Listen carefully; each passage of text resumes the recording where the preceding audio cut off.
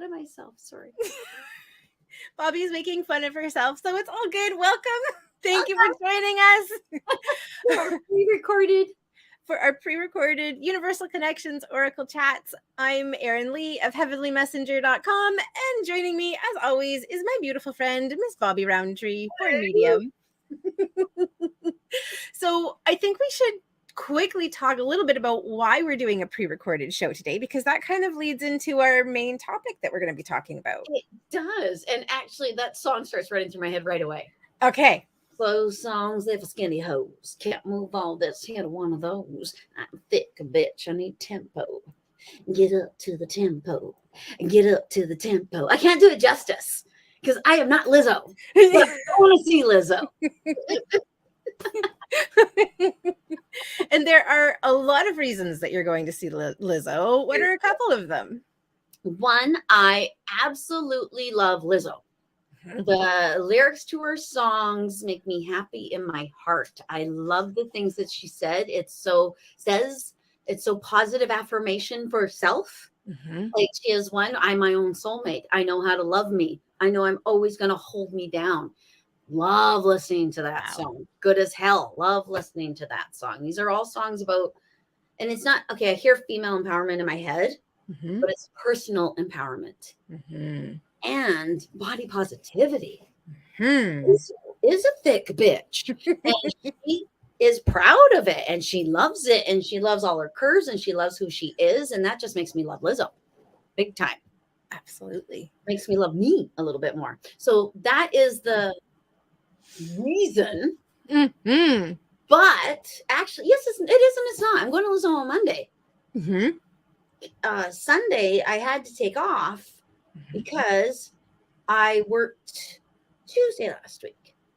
And I'm not the medium I am when I do too many readings. Yeah.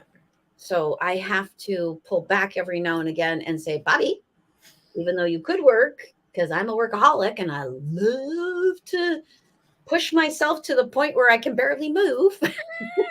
I was hearing that you love to talk to dead people, but yes, this is also relevant as well. I love my job, and I love the fact that I can do it for people, and that I love the opportunity of my job. So I hate to miss an opportunity to do my job. But at the same time, I'm no good at my job if I'm overworked and overwrought and tired. And I am almost right now, actually. We've caught Bobbi in the last like half an hour that she has before she absolutely must go and rest. So yes, because I had a lovely set of folks here for readings, but they are they're both very, very talented healers. And one, she is woohoo crazy talented. So running her people through my brain is actually like running people through my brain. Yeah. So because she comes with ancestry and things like that. And which to me is always really cool. Like I love connecting and reading people who are like that, who just like pull it in like that, because there's just so much that you can explore and experience. Like those are the clients that I learn from for myself. Me too, absolutely. And I'd say that the hardest part of those readings is actually trying to, okay, what do we talk about? Well, one thing you focus on right now. Yes, it's like, holy cow, there's so much for you. Yeah. And I said that to people, like, holy poop, was there a lot for you? You got a lot going on, friend. Yeah. And most of the times when I say that to someone, they know, they're aware. They're fully aware that there's a lot going on with them. So it was exhausting, wonderful. Yep. Exhausting. So I'm a little. Yeah. So we've got a little, we're kind of on the cusp of self-care / pro-care. And that was one of the things we wanted to talk about today. Is self-care. Yeah. I had to make a choice. Yeah. So is that self-care or is that pro-care? Well, I see self-care as being reactive. So reacting to the fact that you're either already in burnout or already in the process of burning out. And it's like, okay, well, we need to do something now. Where for me, when I look at pro-care, like proactive self-care is basically what it is. I see pro-care as being something that we do in advance. Like while we're still feeling good. And we're like, okay, well, I'm going to do something for myself now to help maintain being in a good place. Ah, okay. Yeah, because actually when you do it when you're still good, you're not catching up. Exactly. You're adding on. Exactly. Or enhancing might be better. Yeah, it's kind of like seeing your cell phone battery at 50% and choosing to plug it in then to top it up to 100% rather than being down at like 15% and it's blinking at you and you're like, "Oh my gosh, it's going to go at any moment," and then plugging it in and then charging it back up. That's how I see self-care. Self-care is like plugging in at 15%. Pro care, we're at 50%. We've still got lots to go, but we're like, "Hey, I know that I'm not going to be okay for all that time." So, I'm going to plug it in. Because I especially recently have had my cell phone just die right in my hand. Because it's like, I don't have time to plug you in. You keep moving. That's what I will do. So the last couple of nights, it's funny you say that because the last couple of nights, my cell phone has died while I was sleeping. I mean, how bizarre is it to be in a place of recharge myself, but my cell phone battery has just like completely died and died out. And it got to the point where I woke up in like almost a bit of a panic because my cell phone wasn't working and I couldn't get my laptop to come on either. I'm like, oh my God, all of my electronics have died. Wow. You know, like saying it, that's really a bad place to be. Yeah. And actually, did you take it as a shush, Erin? I took it as a mild panic moment and I'm like, oh, well, I guess maybe I should just plug my cell phone in before I go back to sleep. See, and I'm taking that as an opportunity. That what they were saying is, no, not there. Here. Because that I think, that's what I think. Yeah. Because I think they kill mine every now and again. Because it's like, Bobbi, shush.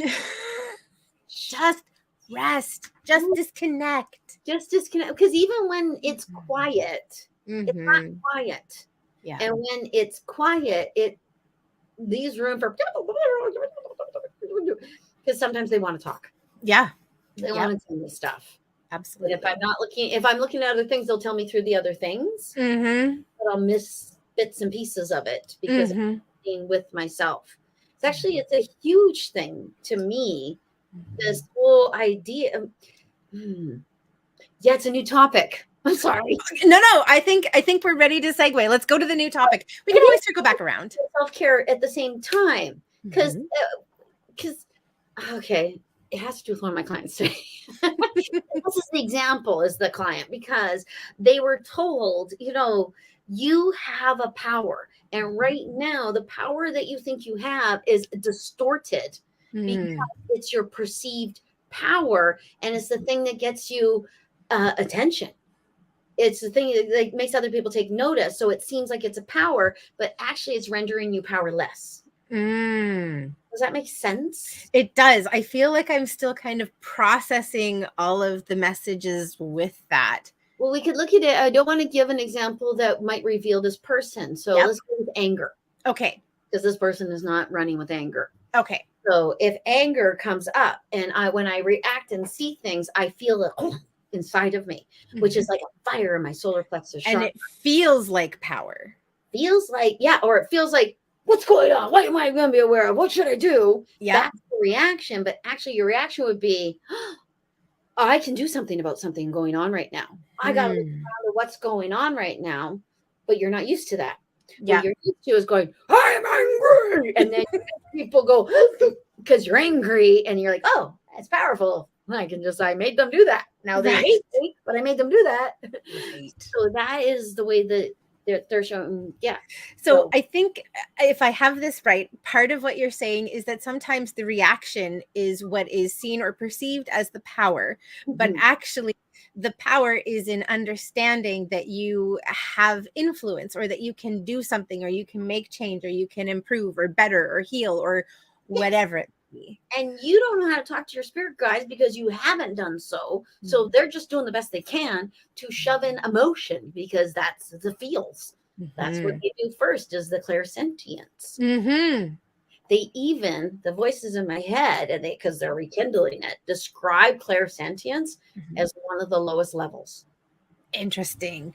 Well, I mean, I can see that because, well, actually, hold on. I'm going to back this up a step by saying low as a level of a method of communication is something that rubs me the wrong way because I knew you would as soon as you said it.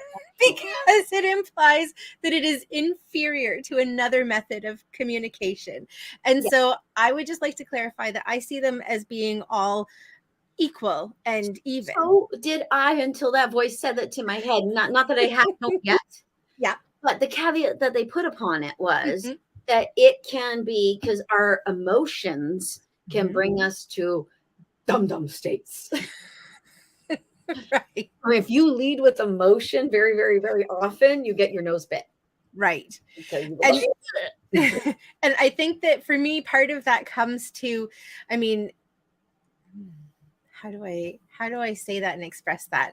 The clairsentience is a method of delivering a message, but that isn't where that understanding comes from. It's getting your attention. Yes. And one of I see clairsentience as being something that, first of all, that everybody experiences, including animals, because my belief is that clairsentience is like one of the foundational methods of intuition and understanding, because we see it in like a dog's hackles rising. It's the, hey, something is going on. So it does act as an alarm, like pay attention to this or to this. Yeah, like when I called Griffin, who left me, my emotional support dog. Yeah. Griffin knows when watch how you say it, when the lumps give me indicators of pain. Say when my pain comes. Yes. I'm trying very hard not to say that anymore. So when the lumps give me indicators of pain, I can just go, oh, and I don't say it. All of a sudden, Griffin's at my side. Yep. Bugging the crap out of me. Yep. And he just knows. And yeah, whacking my arm, things like that. Like, mommy, pet me, you'll feel so much better. Yeah. That's Griffin's voice. That's why I do Griffin's voice. Anyway, so yeah, I would say very much animals are clairsentient. Absolutely. Well, because they're primal. Yeah. And that it's, I mean, the goosebumps, like feeling goosebumps, experiencing goosebumps when something really resonates with you, that's a form of clairsentience. There are so many different ways, and I think that it is one of like the most foundational ways that we receive intuitive messages. And that might be why they called it lower level. Yeah. And when we react within our clairsentience, we tend to react at a lower level because we're not bringing everything up into an enlightened place. Which is where I would say that there's kind of a refinement that happens with it, that, you know, you can receive, well, that's interesting that you can receive messages in a certain pathway, but it's more understanding what the message is. Like if you're just reacting without understanding what it is, then you're just being guided. You're just doing the same circle over and over again. And you can get a habit of it. Yeah. And that's exactly where I was going. Yeah. That actually spending time getting to know yourself and spending time with yourself and doing body check-ins and things like that is so freaking essential. Funny, because even when I say it, I know that there are like 100 people who are going to go, I have time for that. And I don't know how to do that.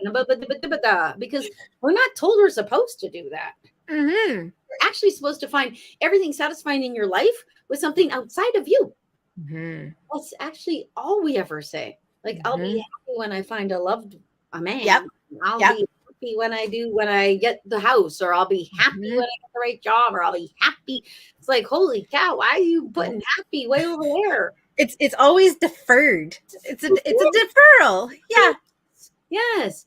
And it actually even it de-strengthens. It takes away your own power. I like the de-strengthens. De-strengthens? Do you like that? It de-strengthens you. You heard it here first, Orichellians. De-strengthened, it's a word. Yes, it de-strengthens you, for goodness sakes.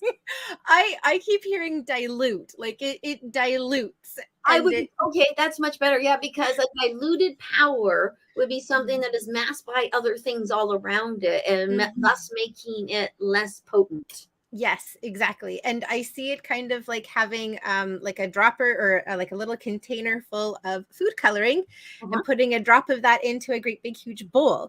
In the bottle, it's highly concentrated and very effective, but you put it into a big bowl of water and it's very diluted. No, it's pink, not red.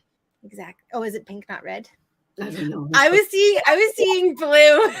And I'm like, oh my gosh, my blue went from blue to red to pink. Oh, that's funny. That's I saw it go red to pink. That's hilarious. Yeah. Okay. So we're big know-it-alls and we're totally in tune with ourselves and everything is perfect in our lives. Because we do all of this. Yeah. No, it's not true. No.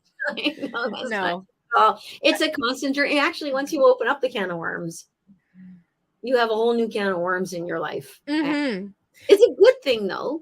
I was going to say that has the potential and opportunity to be really exciting because it means that you're learning something new, you're advancing, you're not stagnant. So, I mean, there is excitement with it, but there's definitely challenge that comes with it too. Oh, massive challenge. But really also too, when you are looking for your happiness in things that are outside of you, no matter what, no matter how amazing they are, you're still going to feel a void.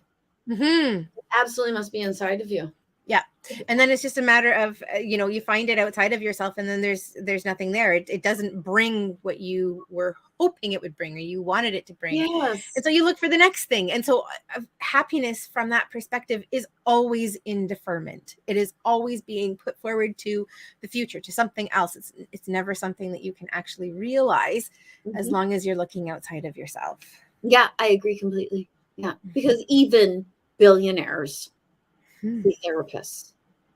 Yeah.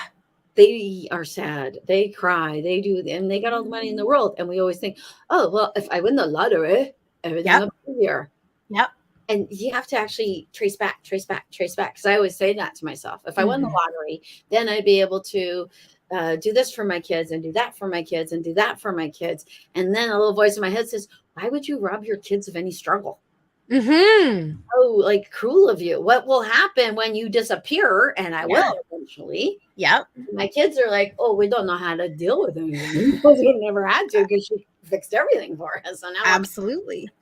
So you gotta go through the darkness and learn. You're allowing them not to live. Yeah. I'm actually also taking away from them all the things that made me who I am today. I struggled like crazy. I was out on my own at 17 and made my way, put myself through university, got a bachelor degree, things like that. 3 kids of my own. You betcha. It's been a wonderful adventure. Actually, not a struggle. So, okay. Now, self-care. Yes. What do you do? I try to make sure that I'm sleeping. That's for me one of the big things. I know that I start to spiral out of control if my sleep isn't good. So one of my pro-care things is making sure that I make time to sleep. And that literally is what it is. It's literally making time to sleep because there's so much that I want to do, that I need to do possibly. And there's just so much that's always going on that making time for sleep. Baths and showers. I find both of those incredibly cleansing. Water everywhere. Yeah, absolutely. And I had, this is so random. This just popped into my head. I had an experience this week. So on our Oracle Chats show last week in preparation for Samhain, one of the things that we talked about was getting into the water, because I was envious of your bathtub. Yes, and I'm envious of your ocean. Of the ocean, right? So, so out in front of the property, sometimes logs will go by, and I will often go out, swim out, and get them because we use them to shore up the shore and the buffer, because particularly at this time of year, there's a lot of wave action. It's really big and stormy, and it literally erodes the land. And the house is very close to the edge where the high tide line is. In fact, we've had to rebuild it.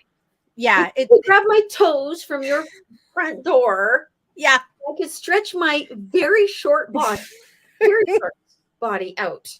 Yeah. And my fingertips would get wet. Yeah, exactly. It is that close. So one of the logs that I had wrangled this summer got loose, and the tide was really high. My gosh, my words. And this beautiful log had ended up right in front of our neighbor's place, and the house next door has been up for sale, though they've literally just moved in last night. Like, people who have bought it, they've moved in last night. So it was a good thing that this happened on Tuesday.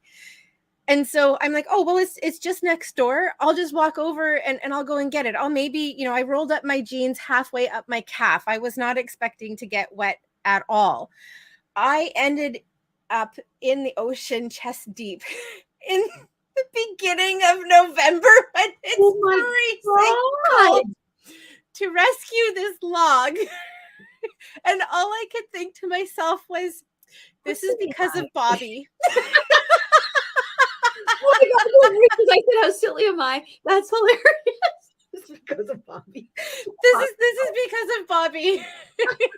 And I suppose because of me, because I was saying, I wish that I had a bathtub, and they're like, well, you've got a huge salt tub right outside your door.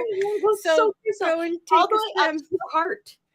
All the way up to my heart. There was lots of clearing, and I wasn't thinking. I keep my cell phone in my back pocket, and because I'd only rolled my pants up to like halfway up my calves, I was not expecting my phone to go in. So, once I started walking in and I was up to my thighs, I thought, okay, well, I'll put my phone up in my bra here. But no, the ocean had other thoughts, and it like dunked me right in.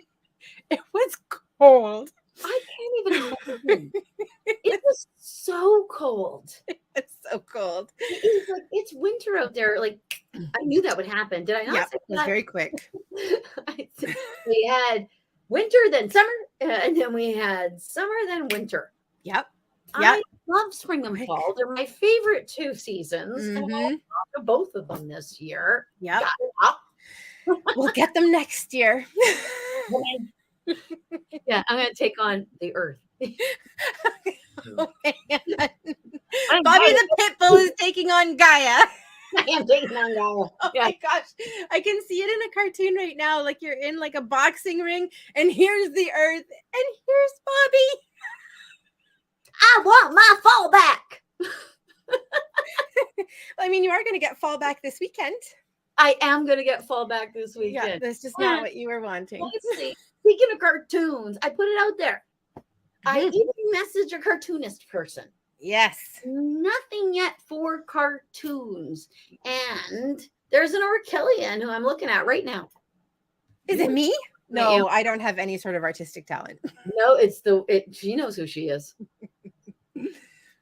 It's not like we'll do it for free.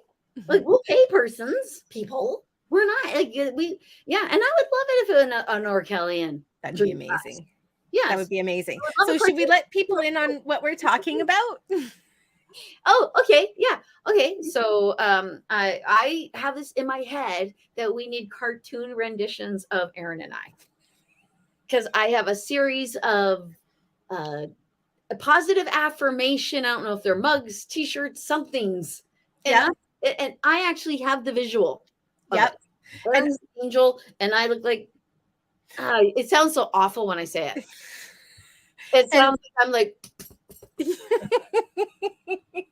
and I've been seeing it on other things too, because I've been seeing it on our ritual soaks and different things like that. Like, I've been seeing it everywhere. So I can draw.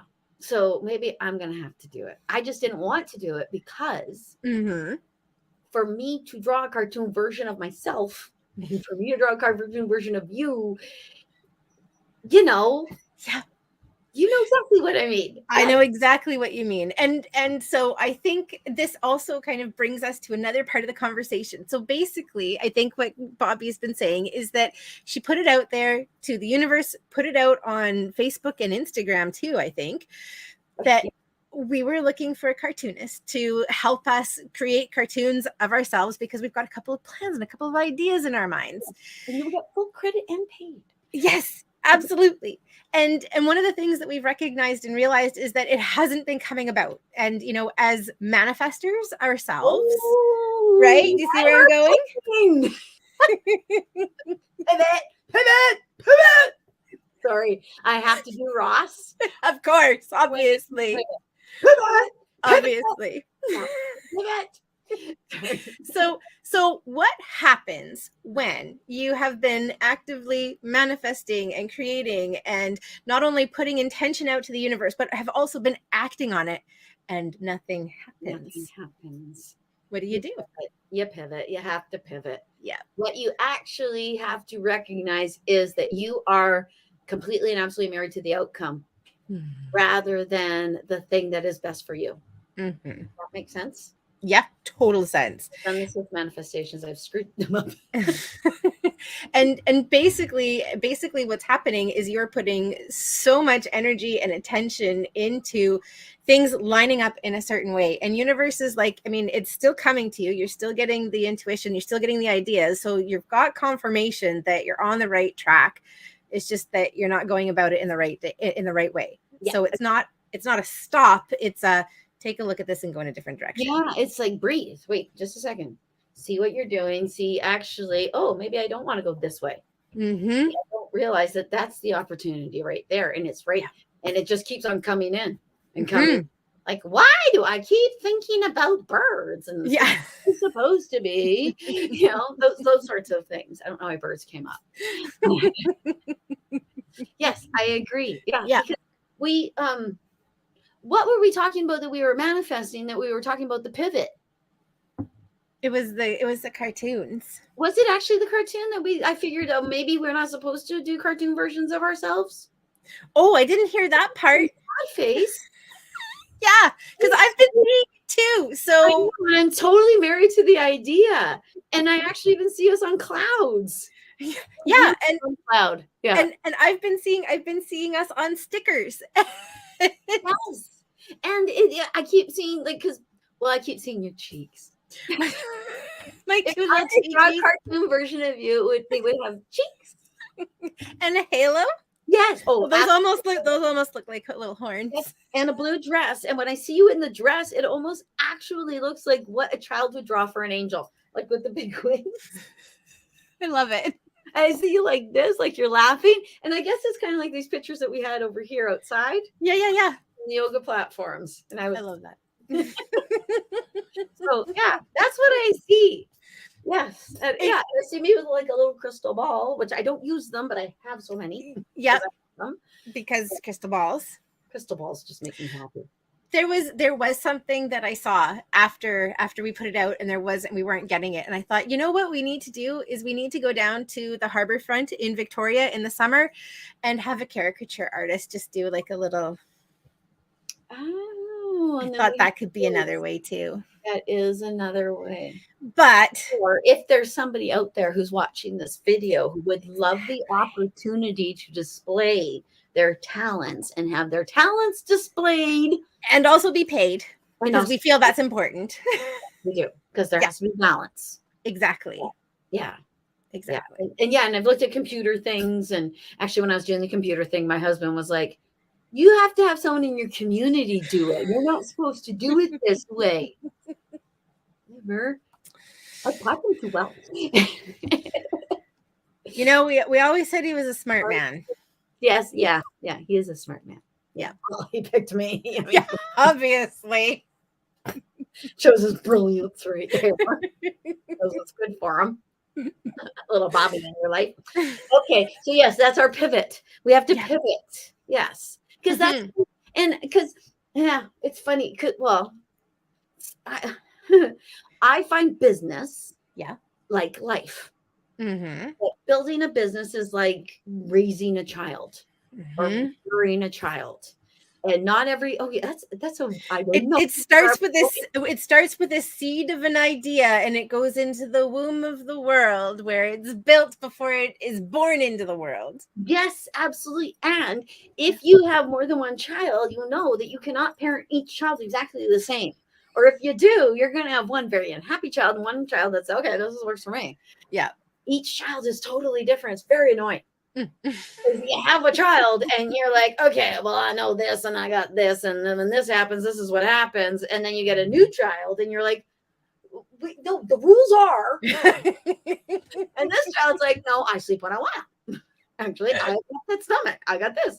Babies, really, because you can't raise them with a baby. Yeah. All you can do is play victim. Yes. So businesses are like that. Each business is different, has a different sort of vibration to it, or a different sort of thing. And our business, I call it a business. We don't have any, our movement, which that makes it sound like we're pooing. Sorry. Geez, I really need an editor. You know, there's never a dull moment on Oracle chats. Like no filter. It's I actually started doing that with my videos on my YouTube channel. I used to edit the crap out of them. Edit them down to under 10 minutes. Yeah. And now it's like, you guys are getting to 23 minutes. Yeah. When they stop me, I go, huh? What? I'm leaving that in now. I am. Because also, too, right now, you and I are having a conversation. But we are not having a conversation. And even before we had the conversation, you read me. You totally read me. And my aunt spoke through you. Yep. That happened. Because it's not like we're not having a conversation. We're having like a group discussion. Yes. Like we're at the round table, which is the best shape for a table. So there's no two heads. So everyone is equal. And everyone other. Every table should be round. They just take up a lot of space. Yeah, I was just going to say, they're just not very practical. They're not practical. You can't shove them against the wall and things like that. Exactly. Yeah. So with our business, things are different. And if we want something in the business and we run into, how are we going to do that? We'll totally make sure that never happens. Because of who we are and what we do. Yep. And we're aware of that. And everybody is the same as us. Everybody, when they try to do something, try to make that manifestation happen, and it keeps not happening, and they get frustrated and start going, what am I doing wrong? What is going wrong? Well, you are actually going to manifest the wrong. And more challenge and more frustration. Yeah, it's kind of like the universe said, oh, I see you like not knowing. Yeah.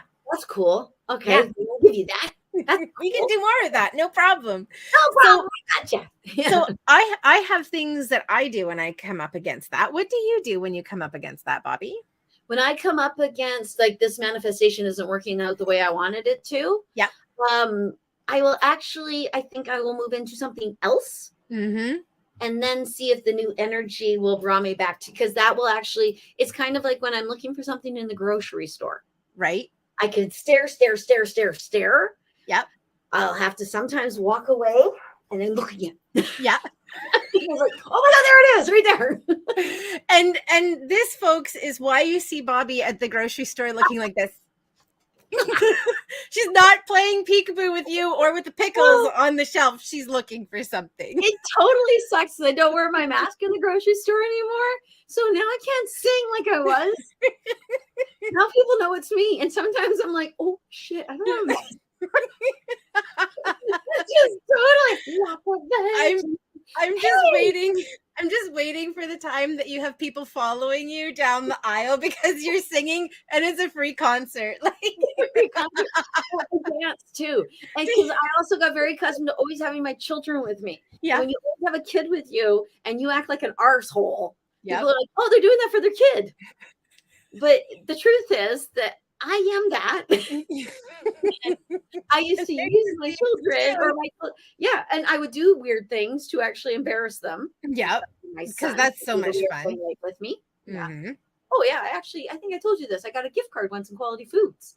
Because they saw me on the security surveillance. Yeah.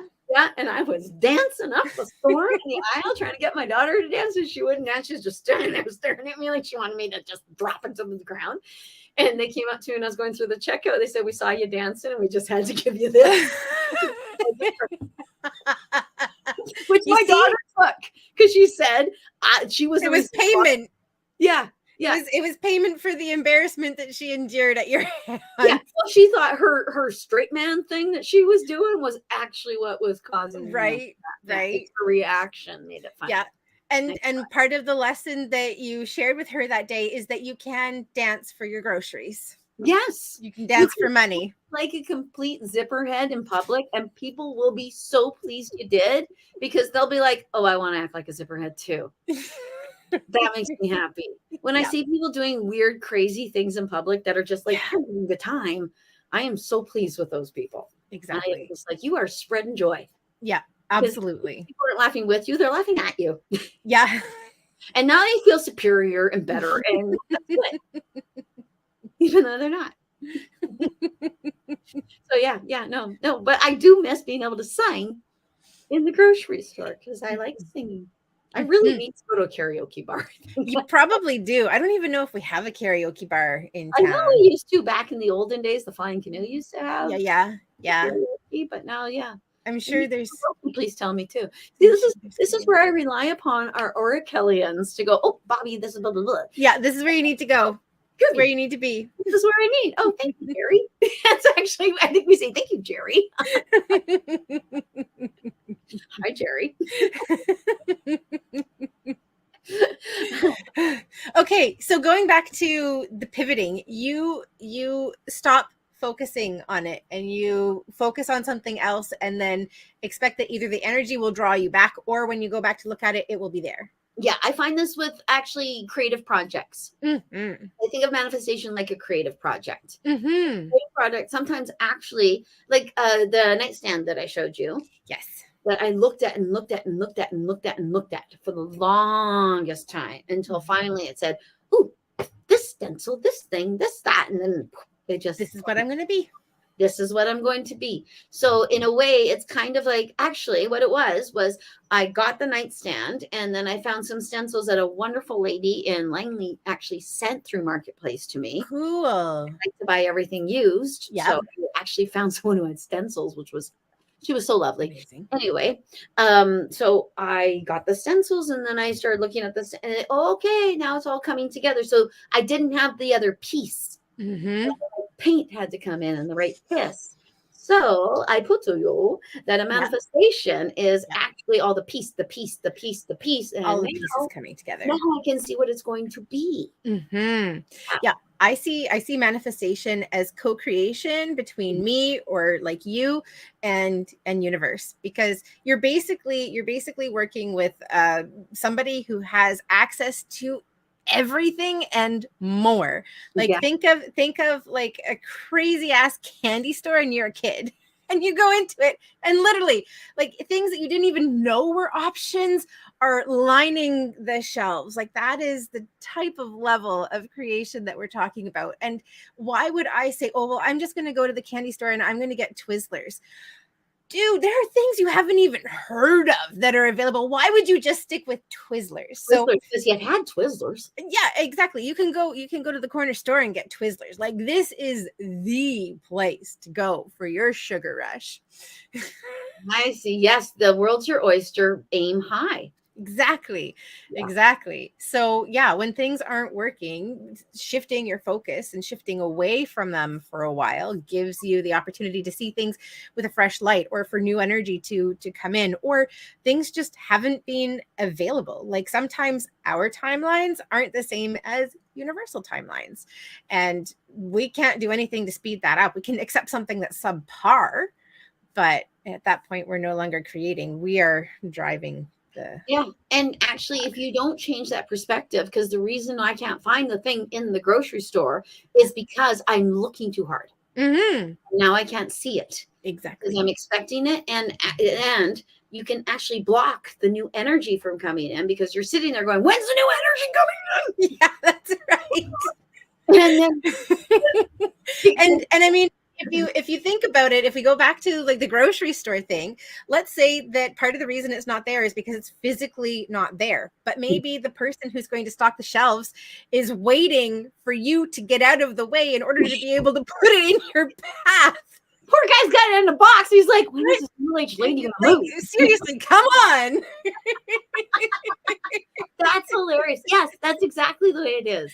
Yeah, Yeah. and actually my brain goes immediately to manifesting a partner. Mm-hmm. I don't know why. Mm-hmm. Maybe that's because that's probably one of the strongest manifestations people try to do. Yep. Is manifest a partner. Yep. Manifest someone to come to you. Yep. So have you? Do you? I have in the past. My last committed relationship was quite a long time ago, but I had typewritten 4 pages of the things that I was looking. 4 pages typewritten, like I was in it. I put everything out there, how I wanted to feel, the things that I wanted to do with this person, like their attributes, the attributes that I wanted to share with them, things that maybe I was missing that I was hoping that they would kind of balance things out with. I had physical appearance, like I had everything in these 4 pages. And I met this person and I didn't see it.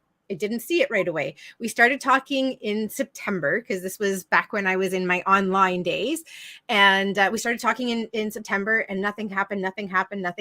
And he actually went and started seeing somebody else. I think in the time that we were talking between that time and when we actually did get together, I think he went out with like 4 or 5 other people, just, because that's part of what you do with online dating, or at least that's what you did at that point in your late 20s.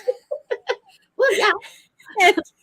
And this one night, I remember it was December the 19th, because that was my grandmother's birthday, so I remember it very clearly. And we were talking and things just kind of went, and we're like, okay, well, we should meet, we should spend time together. And we did. And there was a snowstorm that night and we ended up being snowed in for 4 days. But yeah, in Courtney, we were snowed in for 4 days. Trust me, there was lots of snow. So oh, anyway, 4 days on the island is no simple feat. Actually, yeah, that's right. I mean, there were cars that were driving, but we were snowed in. So anyway, I was going to say, because we rarely have snow for more than 2 days. Well, there was actually snow for quite a while at this point, but we were snowed in. That's all I can say. Okay, we all know what Erin was doing. I was snowed in. So it was February, March. So we'd been together. We were living together for 3 or 4 months at this point. And I found the piece of paper, or the file rather, that I'd written everything out on. And there were only 3 things that he was not. He wasn't clean shaven. He didn't have broad shoulders. And there's one other thing that was, again, like things that were really irrelevant, but those were the things that I had set in my mind. And so it wasn't until I was in it that I realized that he was what I had been manifesting. That's funny. So I think that all that, and he may have had broad shoulders, but not physically. Yes, that's true. That's true. Because sometimes the things that you put out there are, you need to be really clear. Yeah. Because that's immediately what I saw. Because when I think of someone with broad shoulders, I actually think of somebody who can take a lot of crap. Yes. And that would certainly have been the case for this person. So I think that's, a really great thing to put out there, is that you need to be really clear about what it is that you're looking for. To yourself, to them. And Yep. I had a friend looking for. Yeah. I had a friend years ago, before this even, and she was manifesting a partner because, of course, that's what we were manifesting. That's what we do. And she manifested a cat because she wasn't clear that the soulmate that she was inviting in was a human male. And she, yes. Okay. That makes sense. Yeah. You got to be careful what you wish for, because you just might get it. Yeah, exactly. So be really careful and really clear. Really, really, really clear. And because it changes. Because I manifest on feeling. I used to manifest on list. Yeah. But I found that my feeling manifestation was much more energetically charged, or much better at it. Well, because I'm a daydreamer. And I've been that way my entire life. I missed half of my education as a kid. Yep. I would be, and all of a sudden everyone's doing something. What else? What's going on? I was totally not here. It happened to me all the time. All the time as a kid. Yeah. And it's interesting. Places in my brain and things like that. So when it comes to manifestation, now I find I daydream them. And I will, because I did it accidentally so many times. Because when I need to go to sleep, which is very difficult for me, I go into my daydream manifestations, where I built houses, or because, well, for a long time, I kept going on dates with this man. I could not see his face, but I knew the interactions and I knew certain things about him. Like I wanted him to, actually, how do I put this? I didn't want him to be able to beat up anyone he met, but I wanted him to be physically ferocious. capable. Yes, ferocious. I had brown belt in Kung Fu at the time. I needed someone who I didn't think, okay, well, I got to defend you. I wanted somewhere I'd be like, ooh, let's go back to back. Yeah. And you certainly manifested that. Did I ever? Yeah. Yes, I did. I manifested a man who, and I think about that all the time, actually. I'm like, oh, there's so many things that I manifested about him that didn't seem like the thing at the time, because my brain was, this person will be a martial artist. Right. I also wanted someone who worked away. And I thought that I did not think he would do the job he does. Yep. Because when I found out my husband cuts down trees. And, I wipe my bum. And that's wood. And this is wood. So I have to come to terms with that. And I say, he also balances it. He also plants trees and he carves and he does all these wonderful things. And so, yeah, you don't know what it's going to be exactly, but you know the idea of what you want, because the ideas of what they wanted was, I wanted someone who I felt I could go back to back with, who I felt could protect me as much as I could protect him, because I have this strange idea that I am like Mighty Mouse. Yes, I do. I think I'm Mighty Mouse. I really think you're Mighty Mouse. That's me. If you're for an altercation in a public place, just look around. Is Bobbi here? Because Bobbi doing this and thinks she's 7 feet tall, and end up going, oh my God, that happens to me. Anyway, so so my manifestations, and I tell people when they manifest as well, you can write it out, but the feeling needs to be behind it. But okay, so you're manifesting a partner. You've never actually had a partner. You've never been in a relationship that's good. How do you get that feeling? What do you do? I think you daydream it, like how it's less focused on feelings that I've had or I've experienced in the past, but it is what I want to feel and want to experience. And so possibly you have friendship or relationship that has really great communication. I want to have really great communication with a partner the way that I have it with this person. So I'm bringing that in, like an example. Just because we haven't experienced it in a romantic partnership relationship doesn't mean that we haven't experienced it in some other aspect of our lives, right? And what I see, because as a woman in her 40s who is currently single and has been for a while, and seeing a lot of clients who have done more than their fair share of dating, is, why has this relationship not worked out? And what I see is that often it's because there are things that you've learned and grown, and you now see that this is a possibility and it's an option in a relationship. So maybe you're taking a little bit of this relationship and a little bit of that relationship and a little bit of this relationship, and it literally is a creation, like you're baking a cake.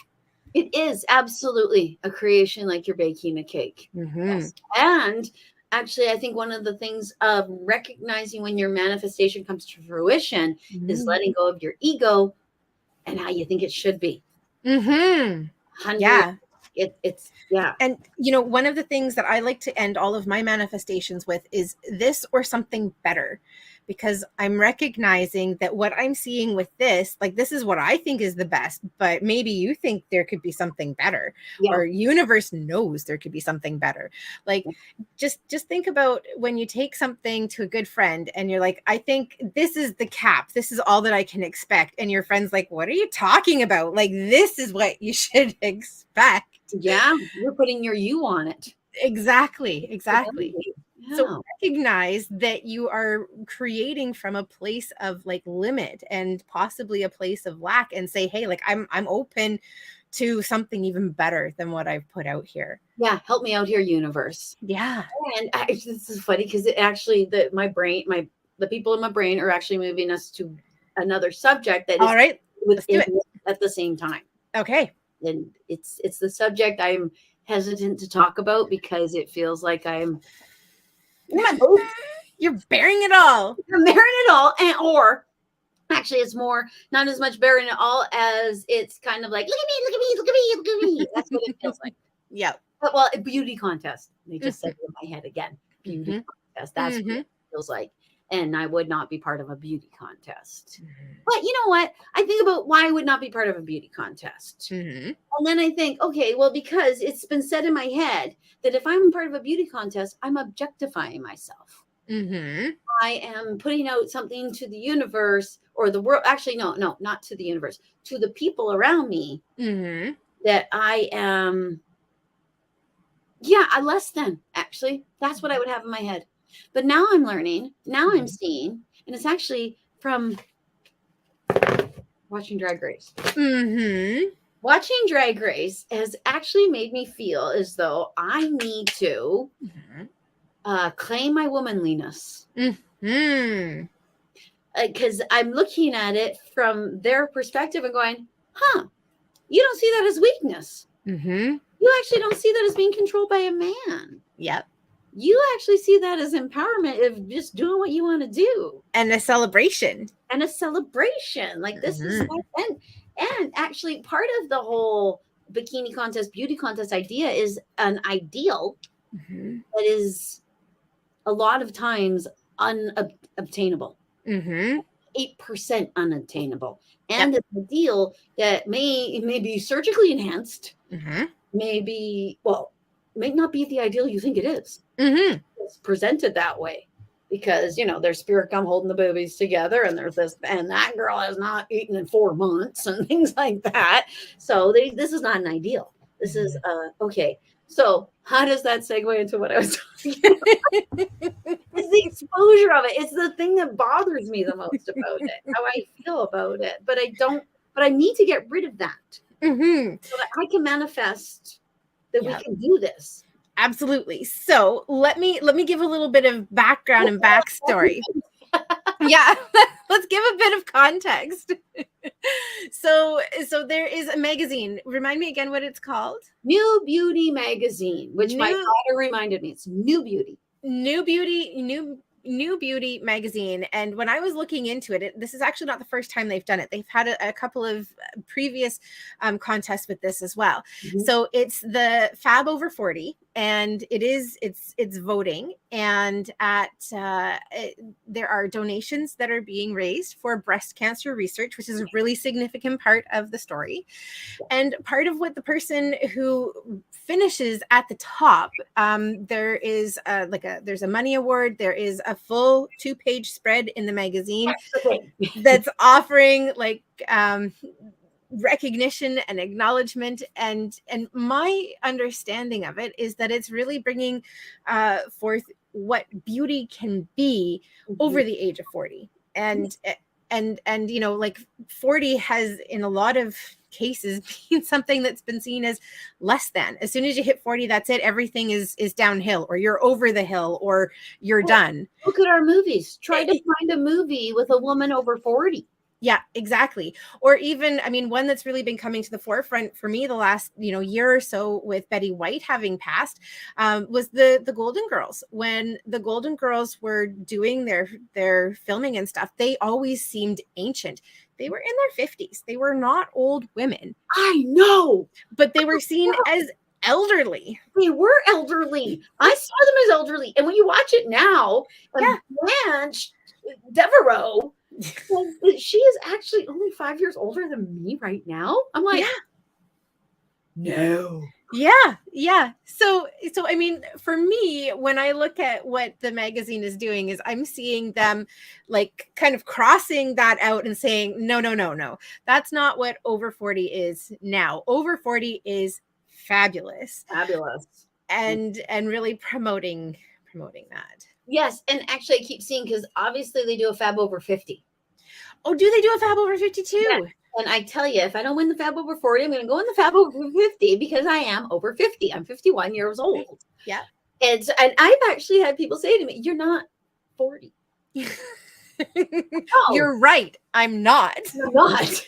I'm actually 51. And I don't understand why that would be something that like I'm cheating. I don't get it. It's so weird. It's like going into a 3-legged race and you have one leg and people going, well, you only have one leg. Yeah. This is a positive. I don't get this. What? Anyway, yeah, it is to me, it's the breast cancer research. Because I recently lost someone to a second bout of breast cancer. She had beaten it. We thought she had beaten it. And then 20 years later, it reared its ugly head again. And yeah, it took her way too soon. So, and if she was still alive, I wouldn't be doing this. Yeah. Because she's the woman who taught me to be a feminist. And she was a new beauty. That's a new intellect woman or strong woman or something like that. New beauty that would bother. And so, and I also wouldn't do it with the breast cancer research if she was still here because she never liked to be reminded about that. She did not. She had I have all her pink pins. Well, maybe not all of them. Maybe my uncle still has some of them, but I have a few of them. Yes. People would give her the pink pin and all the breast cancer-y stuff. I think it served as a reminder to her. It's something that made her feel weaker because this woman was never weak. So that is why I am doing it. And the 2-page spread. What if we can get 2 pages in a magazine talking about how there's energies and there are people who can talk to the dead and there are people who communicate with angels and that this is all very real and it needs to become mainstream because we're a suffering world. People are out there still trying to fill their hearts with possessions. They're still buying this and doing that and still wondering, why am I so alone? And things like that. So that's why I'm doing it. That's why I want to do it. And that's why I feel weird about doing it. Yep. So weird about doing it. I would be much happier if you were doing it. Yeah. I don't know that it's something that I would put myself out there for. But you know, part of what I see this as, and it's interesting because I'm going back to Lizzo a little bit with this as well. And it's a reclaiming. I mean, part of the reason that a beauty contest has the connotations that it does is because the beauty was put forward to be seen as less than, and this is a form of empowerment. It's like reclaiming it in the same way that the word fat is being reclaimed. And I look at a woman like Lizzo, who is just like, here I am, unapologetic, just not only surviving but thriving in who she is, and everything that comes with it. Even though society would say to her, "You're ugly," she's like, screw that, I'm beautiful. Yeah, I have a mirror. Yeah. Absolutely. And I'm doing it. And so for me, that's what I see the intention behind this being. And it's part of, I mean, one of the many reasons that I support you in what you're doing, because I think it's absolutely amazing to want to do something for somebody that you love, to support breast cancer research. And then as well, on top of that, all of the things that you're wanting to do with what would come when you win. Oh yeah, I feel like it's going to be a bullhorn, and that's why I want to win it. But and at the same time, maybe I'm not supposed to win, and this is actually supposed to expose us, because I think of it as an us thing. So you're aware, you're right behind me, naked. All right, okay. To a larger amount of people, because that's why we're doing this. Because I even said in my last video, and I don't know if I've said it already right now in this video, because I can't remember when we started and when we started talking. Because we really started talking for 45 minutes to an hour before we actually started recording what we were talking about. Yeah, exactly. And my brain is totally melted from my day. But what the hell was I talking about? This is what happens. Oh my God. Help me. I actually got lost in the backpedaling, but I know that I'm there with you naked and we're exposed. Oh, yes, and we're exposing ourselves. Right. Yes. And maybe that's what it will be. Maybe that this will actually expose it out, and then something else will say, "Hey, Universal Connections, we're this sick," and then boom, I immediately saw Hay House, which doesn't mean it is Hay House. Yeah, but Hay House, you immediately know what I'm talking about. But a platform. Yes, Hay House is a spiritual publisher, a spiritual platform. Well, it's Louise Hay, so yeah. Well, maybe we're supposed to start the new Hay House. I was told once by somebody that they saw me taking over for Doreen Virtue. Oh, really? That was when Doreen Virtue was like Doreen. Really big. And I was Yeah. like, whoa. Yeah, really big. Yeah, now I don't want to do what she is now. Yeah. But she left the seat. It's really interesting because I don't think that anybody has kind of filled that, but I don't know that anyone will. And I see this as actually being similar to what we've seen in music. So there are a lot of musicians and a lot of bands who are able to get their music in front of people because of like streaming and the internet. And I see what we do as being really similar. Like when Doreen started, it was back in the late 80s, early 90s, and we didn't have internet. She was still like really groundbreaking, really new, and she was able to get there and get a whole pile of stuff out in front of people. And she literally created a revolution, I think, in like she was getting into mainstream thinking and bringing these to the forefront. And so I don't know that we're going to see somebody who does that in the same way, because that pathway has already been created. And I think what we're going to see is a lot of smaller people making an equally large difference, but just not in as big of a splash. Because they can appeal to smaller, more I hear gentrified audiences, but I don't think I'm using that word properly. And I remember the point I was going to make. Oh yeah, please go ahead. We do this for free. We have fun. We actually are only doing this because we know we're supposed to. Yeah. Because they keep telling me, get loud, say something, say more stuff. Yeah. And like I am compelled when I do videos, especially the little 1 minutes. Mm-hmm. They're like, hey. I'm like, Lord. She's low. Because I don't know what I'm going to say when I do them. I just turn it on. And they happen. Everyone. And when I say, what if? I will say that in my videos. You might not watch them. I don't know. I know. I do. I know what you say. I say, what if sometimes? But it's because they pop something out and then all of a sudden they give me, but inside. It's crazy. It's not. It's there and it has to come out. It's there and it has to come out. It's like the book I'm writing. Yeah. I'm writing that book so people can read that book and recognize themselves in it. Mm-hmm. That's why it's fiction. Yep. Absolutely. So you go, the character. Oh my God. Yep. And it's funny. The character that reminds me so much of you. Yep. Is like if you were still asleep. Oh, cool. Yeah. She's unrealized. Well, she knows what she is, but she had a bad experience as a young person. Right. So she's cool, which we both know that it just makes it so that all the negatives come in. Mm-hmm. All you do is push away the positive voices and you just allow the negatives to play in your head. And they just roll over you. Oh, God, do they ever? So it's like being a teenager. Mm-hmm. Being a teenager, that's what it's like. Mm-hmm. It is. It's constant. You look at a person in the hallway at school and you get a whole dialogue of all the things they hate about you. and at the same time, they couldn't care less about you. Yeah, they didn't even notice you were there. Yeah, that's right. Because they were caught up in all their own stuff. Yeah, because the exact same thing just happened to them. And they don't know that you don't know. Yeah, I would never go back to I go back to adolescence with this brain. But then I would probably end up constantly counseling all the other adolescents. Going, no, wait, actually. Yeah. Wait. Yeah. No, I wouldn't go back to the teen years either. Yeah. No. Any teenagers out there, we hear you. Yeah. It's not gonna be long now. It's only 5 years. Yeah. Yeah. That's right. And it will be a blip in the life of your like this is like a teen year. It still has a teen in it, but it's kind of like your last. I don't know. I turned 20. I thought I was so old.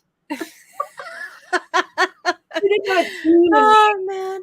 I remember being ID'd at 23 and actually being kind of insulted that I was ID'd because I felt so mature and so old. But I remember recognizing that there would be a time in the probably not too distant future when I would really appreciate that. So it was one of those like I remember when I stopped straddling moments. Yeah. I think I was 41 when I stopped getting ID'd. Were you? 40. Yeah. I was getting ID'd really late in life. Yeah. I actually kissed a woman who ID'd me.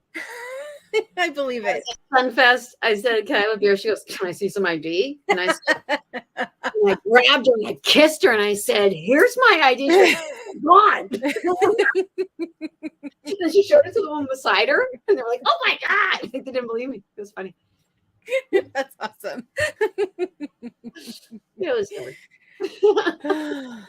Oh, okay. So it's popping into my head that we still have one more thing that we need to talk about. You know what's so funny is because you do that, you look like a Secret Service agent.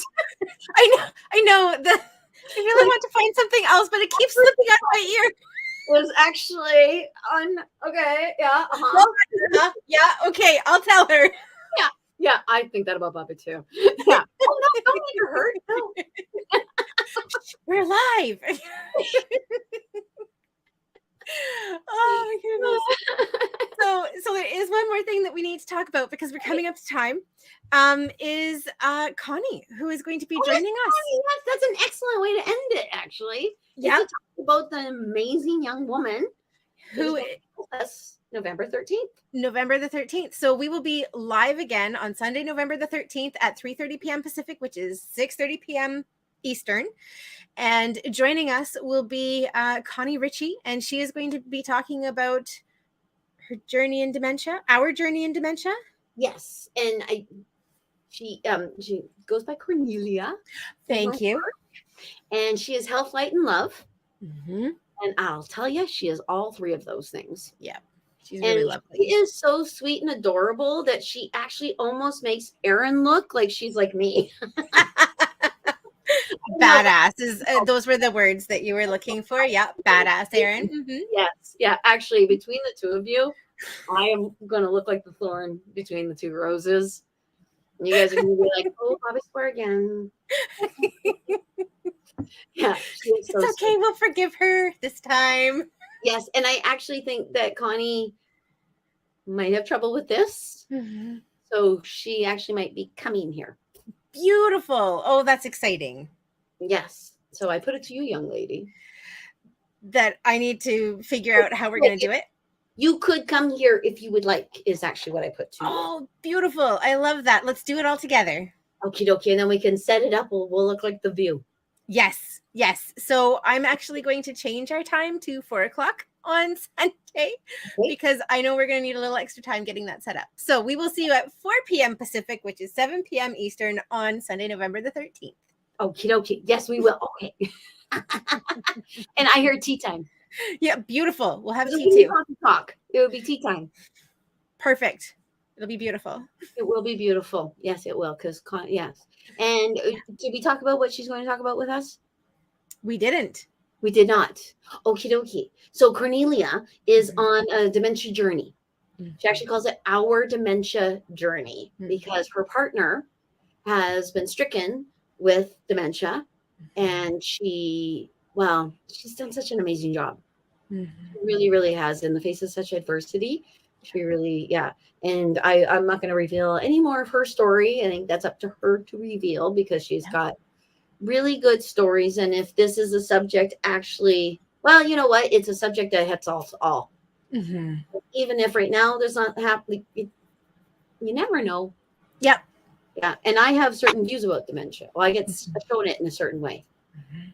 So it'll be very interesting. Yeah. 1 foot in the door is what they called it. Which is, it's true. It's 1 foot. Yeah. 1 foot in, 1 foot out. 1 foot in, 1 foot out. Super confusing. That's why I always wonder if I get stricken with dementia, will I know? Yep. Or will I just be like, "Oh, hi. That's really good. Look at your full form." Yep. Because I do that. I will run into a dead person and go, "Oh, hi." It's not like you run. It's not like TV. Anyway, I wish it was like TV. Wouldn't it be groovy if it was like TV? What we do? Mm-hmm. Wouldn't it be groovy too? I always wish that I could actually do a projector out my third eye. Yes. And then the two of us, like my client and I, could just sit and drink tea and watch what we're doing. Yeah, and have popcorn. Yeah, serve popcorn. Pause that, and I'm gonna explain this to you. Yeah. Okay, we'll keep watching. Oh man, that would be groovy. But maybe you know one what? day. If it was projecting off of here, knowing me, I'd be like turning my head and hold still, Bobbi. Yeah, I'd have to get stuck into a thing like when they used to do the mind stuff in the 40s. Yeah, yeah. You know, I suspect that it's already happening. We just don't know about it. Oh. Well, on that exciting note, are you ready, my friend? I'm super ready. Yeah, I couldn't be more ready. I'm so ready that I'm manic. As heck. Well, thank you. I was just about to say thank you, angels, for joining us. So thank you, angels, and thank you, Orkellians. Yes, for joining us today. It is always a pleasure for us to connect with you in this way. We're grateful for the time you took out of your day. We're excited to see you live next week. And yeah, hope you have a fabulous week. Yes, I hope you have a fabulous week. And the clothing swap party is still running through my head. Oh, wonderful. It is. It is. Okie dokie. Are you ready, my beautiful? I'm ready. Let's do it. Namaste. Namaste.